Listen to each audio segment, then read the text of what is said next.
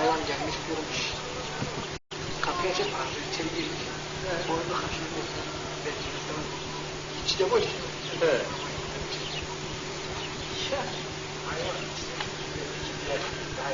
Hayvan itfaiye bulur mu? Adı işte ne hayvan?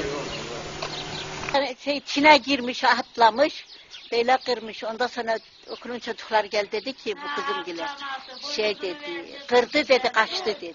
Boynuzunu vermiş, kırmış, okula atlamış. Elimde kaçtı, beni sürüdü, bu kolum da acıdı. Gittim ki ikisi bir de şeyle kaşınmaya duruyorlar. Atatürk'ün şeyini kırmışlar. Çocuklar bağırdı ki Atatürk'ün şeyini kırdı, resmini kırdı dedi. Ben de koştum, elim acıdı, gidemedim.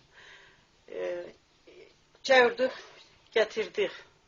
İşte size ceza gelir filan ifadamızı geldi aldılar, söyledik. He, kazayla yani.